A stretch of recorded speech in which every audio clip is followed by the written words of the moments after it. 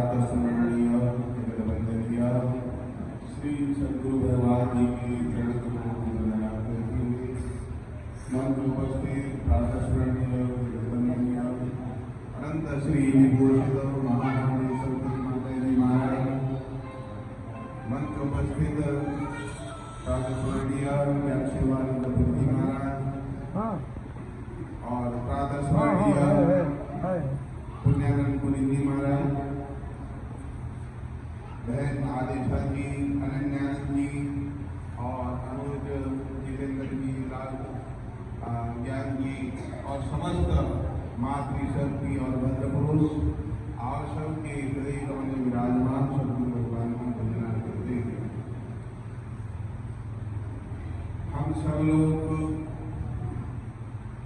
आत्मकल्याण की जिज्ञासा लेकर के हम सब उपस्थित हैं। हम जीवन के अंदर परमात्मा ने हम सबको वो समस्त शक्तियां दे के भेजी है जो बुद्ध और महावीर और नानक और कबीर के पास थी। फिर क्या बात है हम लोग अज्ञान में बैठे हुए हैं। हमारा जीवन अज्ञानता से अविद्या से भरा हुआ। अगर हम चाहें, परमात्मा ने तो हमारी समस्त शक्तियां देखी जो उनको दिया वो हमको भी दिया। बस थोड़ी सी बात यह है कि हम अपने आप को नहीं समझ पाए हैं। किसी गुरु के पास शिष्य ने कहा कि कई बार गुरुजी आप बता दें, मुझे समझ में कुछ आता नहीं। मन मानता नहीं। ऐसे ही सबके साथ होता है शुरुआती अवस्था में। पहले अश्रद्धा होती है, तो धीरे धीरे जब समझने लगोगे श्रद्धा होने लग जाएगी। पहले देखा देखी, फिर जो है जब अनुभव होने लगेगा अपने आप।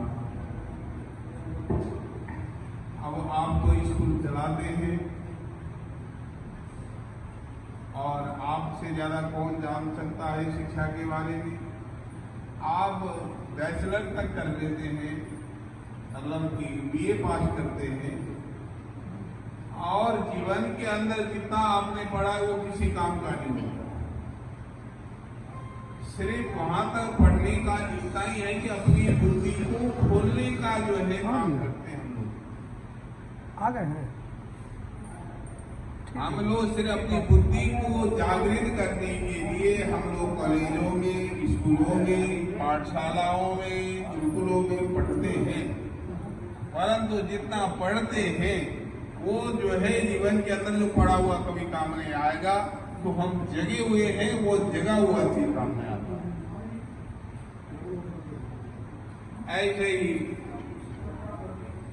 शिष्य ने कहा, गुरुदेव मेरे को जो है बात समझ में नहीं आ रहा, रोज आप समझाते हैं, मुझे समझ में क्यों नहीं आता।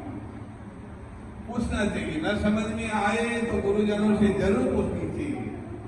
अच्छे अनुभव को अपने पास रखो और बुरे अनुभव को गुरुजनों से जो है बातचीत करके अपनी बात को बता लेना चाहिए। इसी प्रकार से गुरुदेव ने कहा कि देखो बच्चों, यहाँ तुम्हें समझ में कुछ आएगा नहीं। बोले कहाँ समझ में आएगा? बोले सामने वाली एक होटल है, उसमें चले जाओ और 2 महीने तक नौकरी करके आना, फिर तुमको मैं बताऊंगा।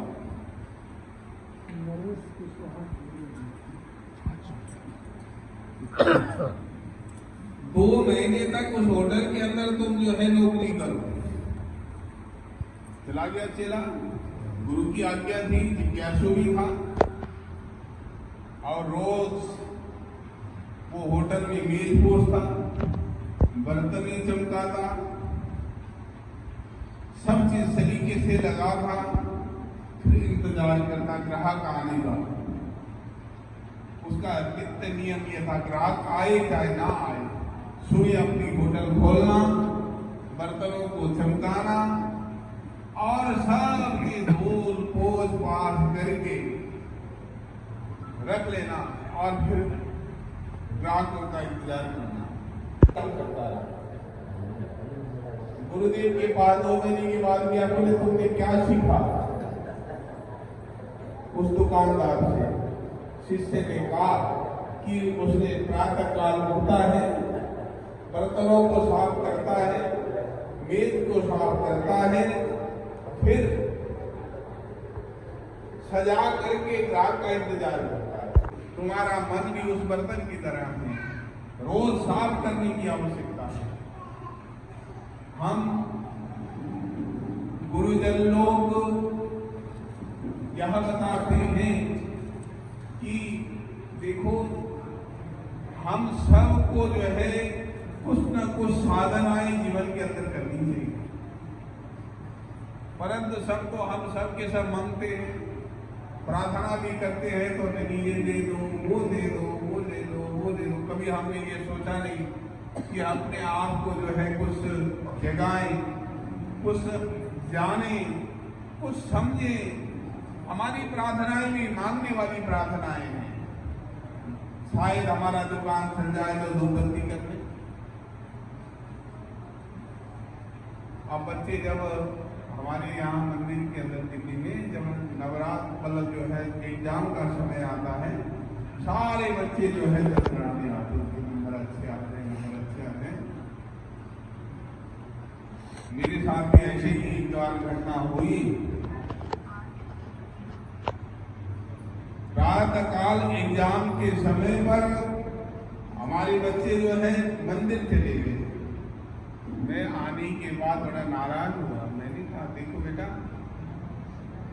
मंदिर एग्जाम देने से पहले नहीं जाया जाता, एग्जाम देने के बाद, मैं तो कहता हूँ रिजल्ट आने के बाद।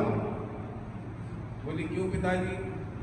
बोले अच्छे नंबर आए तो धन्यवाद देने चले जाओ, और फेल हो गए तो माफी मांगने चले जाओ। आपने 1 साल का समय दिया, हमने कुछ नहीं करा। 1 साल का समय दिया, मैं क्षमा चाहता हूं, अगली बार ठीक से करूंगा। अगर अच्छे नंबर आए तो समझ लो कि। और जब हम सुबह उठ करके थोड़ा ध्यान कर लें, थोड़ा भजन कर लें, जरा पाठ करें, पूजा कर लें, कुछ करें, ये अपने आप को शुद्ध करने का जो है परिपाटी है। और मांगने का जो है कटोरा लेके जो है हे भगवान में सुबह सुबह हाँ धूपबत्ती जला करके दुआ कर करके ये दे दो, वो दे दो, फलाने दो, ऐसा नहीं करना चाहिए। आप लोगों को अपने आप को जानने की कोशिश करनी चाहिए। और व्यापार आदि तो आपका अपना कौशल है, आपका अपना जो है तजुर्बा है, उससे धन आएगा। जैसा व्यापार करेंगे, जैसा नौकरी करेंगे, वो कमाएंगे। परंतु एक अंदर की कमाई की है, गुरुजन उस कमाई के बारे में कहते हैं। उस कमाई को अगर आप करेंगे तो धीरे धीरे धीरे धीरे जो गुरुदेव के बच्चे बताए हुए मार्ग पर हम धीरे चलेंगे तो निश्चय है एक दिन हमें वहां पर पहुंचेंगे। जब थोड़ा थोड़ा आनंद आने लगे, कभी पूजा पाठ करते समय एक किरण भी तुम्हारे झलक आ जाए जीवन के अंदर, उसी को किरण को पकड़ के चलोगे तो आदित्य लोक सूर्य मंडल तक पहुंचने का मार्ग होइए।